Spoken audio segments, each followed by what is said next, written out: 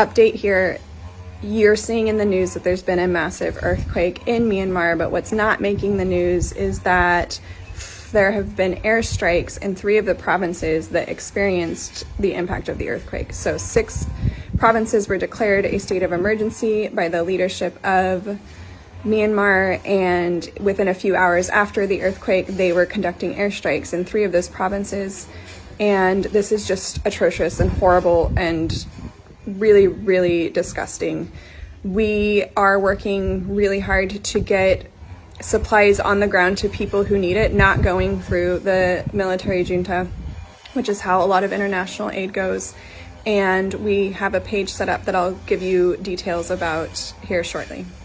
Hey, so we've got an update from our partners in Mandalay, and they are enforcing a curfew at 10 p.m., which means people have to stop their search and rescue efforts every night. And the soldiers and police are on the lookout for young able-bodied folks who are working to help with the rescue efforts so that they can conscript them to the military. And this is just awful, as you can imagine, and I just wanted to keep you updated with things that we're hearing on the ground as they happen.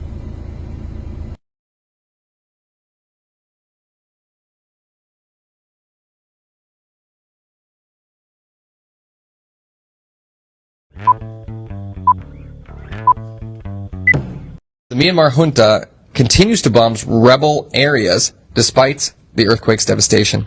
Now, despite the devastating 7.7 magnitude earthquake that has killed over 1,700 people, Myanmar's junta has continued airstrikes in rebel-held areas, drawing sharp condemnation from the UN. A strike in Shan State killed 7 people just hours after the quake. The National Unity Government announced a pause in offensive operations to focus on relief. The junta, now controlling less than 25% of the country, has increasingly relied on air power backed by Russian and Chinese arms.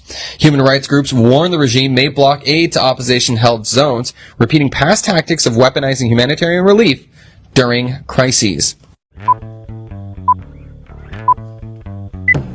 That Myanmar is a country at war. Sagang, which is the next sort of province along from here, is the epicenter of this earthquake. Now there, the city in the middle is under the control of the military junta, but the countryside all around is controlled by the rebels, the PDF, People's Defense Forces. Now, the rebels say they will carry out a 20-day ceasefire. I was communicating with some of their leadership yesterday, and they said they have had absolutely no response from the military junta. In fact, bombing still continues. 5 bomb attacks were launched in Moniwa earlier today. So that is going to make everything much more complicated. For those major aid organizations trying to get supplies into these areas hardest hit, they need to be able to ensure the safety of their people, and that at this stage seems very hard to do. Speculation about how bad the damage is from the initial earthquake, and it is in places. There are very specific parts of Mandalay or certain buildings that have completely collapsed and taken a serious number of casualties. But it is certainly not universal.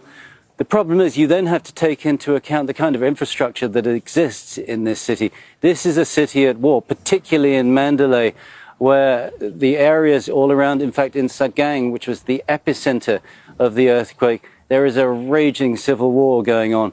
The military junta hold the city of Sagang. The countryside is held by the PDF, the People's Defense Forces. And that's making everything a lot more complicated. Now, we've heard from the PDF and the NUG, the National Union Government, the government in exile, as they call themselves, who said that they will put in place a 20-day ceasefire to aid the recovery effort. But they told me last night they had had absolutely no response from the military. They're frustrated. They say their forces will not attack unless they are attacked. But we've also seen airstrikes from the military in the last day alone, 5 airstrikes in Moniwa state. So it really is a problem, and that is going to make recovery from this natural disaster much more complicated. Authorities to bring heavy lifting equipment, and their calls haven't even been answered. And I think that is the enormous frustration. These guys are volunteers. This isn't a government agency.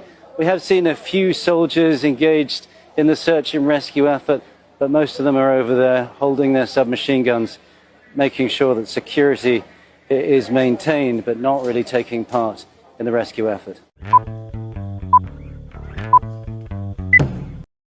くの建物が倒壊し壊滅的な被害を受けたマンダレーでは日中の気温が40度に達する中、懸命の捜索活動や復旧作業が続いています。